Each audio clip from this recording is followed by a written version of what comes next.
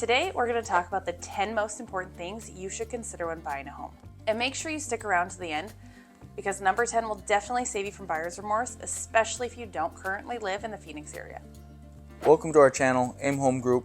I'm Cameron, this is my partner Trisha, and every day people just like you call, text, and email us with questions about real estate here in Arizona. So if you have a question or you just want a second opinion from industry professionals, you can ask us in the comment section below. We always do our best to respond to every comment that you all leave for us. If your question is time sensitive, we do recommend reaching out to one of us directly. So number 1 is budget. We recommend buying what you can afford. I want you to listen to what I said. Buy what you can afford, not look at houses for the same amount that you're pre-approved for. There's a big difference. What your lender pre-approves you for may not be realistic for your budget, so be honest with yourself. And if you're comfortable with it, seek out outside advice. Pro tip, if it's your first time buying a home, you should definitely seek outside advice. Talk to close friends and family about what to expect when buying a home. Or if talking about your personal finances isn't something you really feel comfortable doing with friends and family, you can always seek out a financial advisor as well. Or you could just look on YouTube and do research on different strategies, just like you're doing right now. There are 1,000 different strategies on how to buy homes. Just because people have different opinions on what the best way is, doesn't mean one of them is wrong and the other is right. If you watch Dave Ramsey, who has done very well for himself throughout his career, he will tell you that his favorite home buying strategy is the 100% down method. This means paying cash for a home and not taking a loan out on it at all. Now obviously that's not that realistic for most people, and he also realizes this. So he says that you shouldn't buy a house until you have enough to put a minimum of 20% down, and that you shouldn't have a mortgage payment more than 25% of your take-home income. Now Dave Ramsey hates debt and is known for his conservative financial outlook. So of course he's going to recommend a similar type strategy to anyone who listens to him. But there's very different strategies from equally successful people, such as Robert Kiyosaki. Robert Kiyosaki loves debt and leverages it to make him money. Both men are very successful, but went about it in different ways. Do research and decide what will work best for you and your family.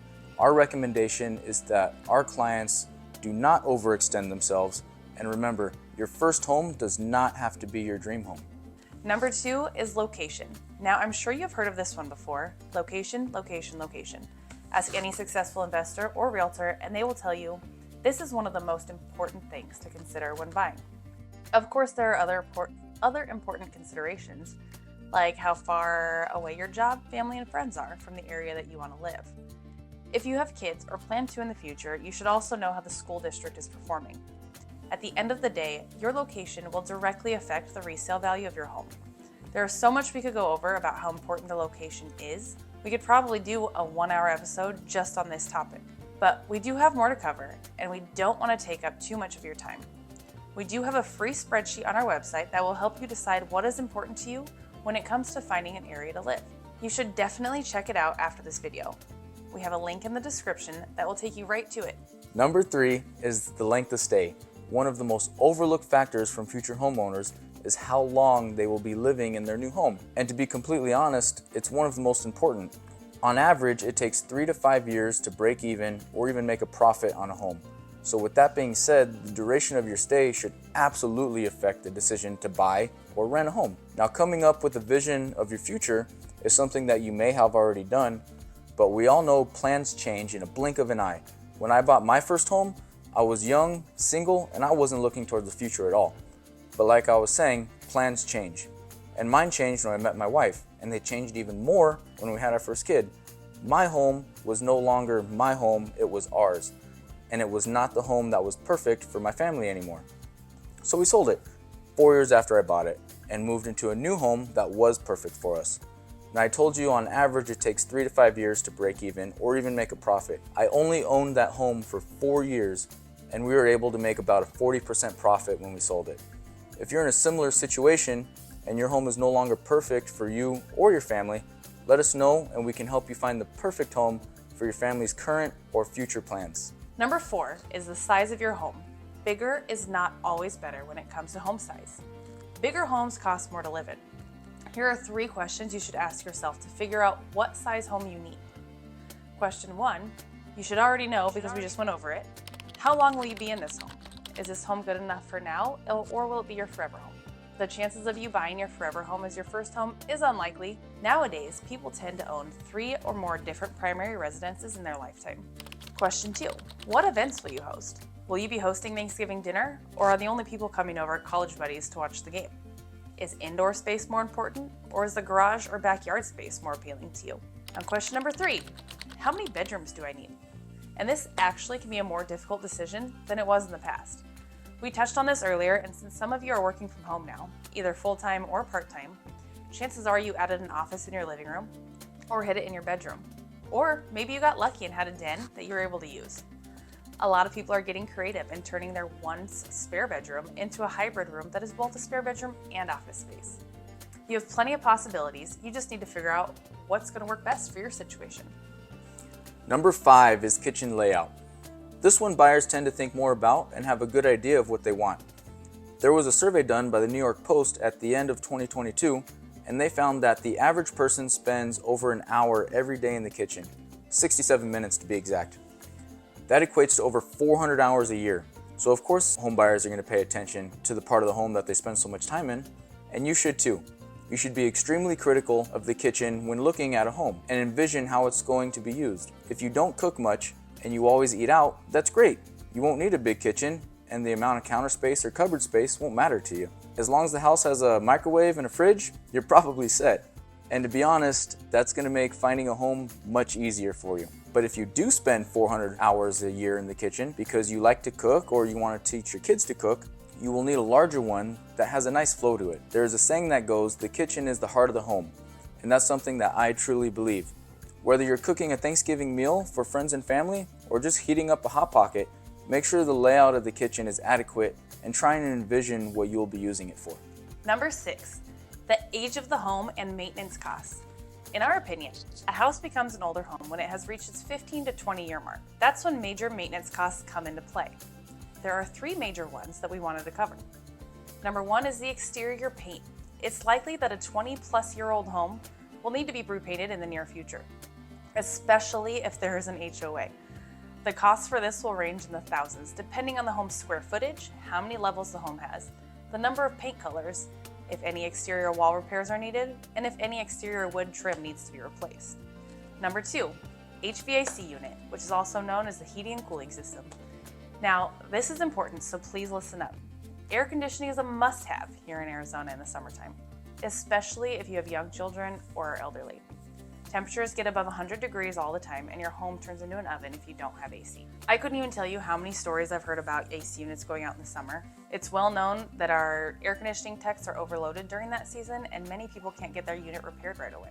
So they end up staying with friends or family and even renting a hotel until they can get it fixed. It's an even messier situation if they have pets involved. According to the U.S. Department of Energy, air conditioning units last about 15 to 20 years in Arizona, so please take time to consider this when purchasing your next home. And number 3 is the roof. There are 3 different types of roofs primarily used in the Phoenix area, and they all have different lifespans. You have a flat foam roof, typically used on homes that have a southwest style. These typically have a 25 to 35 year lifespan. The next one is a shingle roof. They have a lifespan of about 20 to 30 years, depending on the type of shingle. And lastly, we have the tile roof. This is definitely the most common and has the longest lifespan. While the tiles can last you basically a lifetime, there is a layer of underlayment underneath the tiles, and depending on the type that was used, it may need to be replaced anywhere from 12 to 20 years in. The perk here is that replacing underlayment is much cheaper than any other replacements. Number 7 is appliances. Appliances have really gotten outrageously expensive, and you could easily spend $15,000 at Home Depot or Lowe's on all brand new appliances for your home. And if you were wanting the best of the best, you could spend that on a high-end stove. Oh my gosh, right? They're crazy. Now I'm willing to bet that very few of you want to spend anything close to that on appliances after you just bought a home. So make sure you check out the condition these are in and know the cost to replace them on a piece-by-piece basis. As you can see, buying a whole set of appliances can be quite pricey. However, some are a lot cheaper than others, so if you're looking at a home and maybe the dishwasher is broken, it might not be that big of a deal on replacing it. You also want to know which appliances are staying with the house. We do have a link in the description for Home Depot's appliance page if you wanted to check out some. Number 8 is the size of the lot. Phoenix's residential lots are ranked 8th out of the top 20 big cities in the US. The average lot size in Arizona is 8,726 square feet. Sounds right. So if you're looking in a typical residential community, you're actually getting a big piece of property compared to the rest of the United States. If you wanted a bigger lot, you're going to have to pay a premium for it when you buy the house. And no matter what size lot you get, if the landscaping isn't completed or you plan on having it redone, you're going to be spending some money. Landscaping is not cheap, whether it's done by professionals or a DIY project. Now you can go the simple and cheapest route, which here in Arizona is normally dump a bunch of rocks in the backyard and spread it out. Unfortunately, this is done way too much. This is a very effective way to keep dirt down. And if you do it yourself and you bought everything you need, you would spend around $500-600. Again, this is a common option for homeowners to choose, especially for investment properties, because of the low cost and little to no maintenance associated with just rock in your backyard.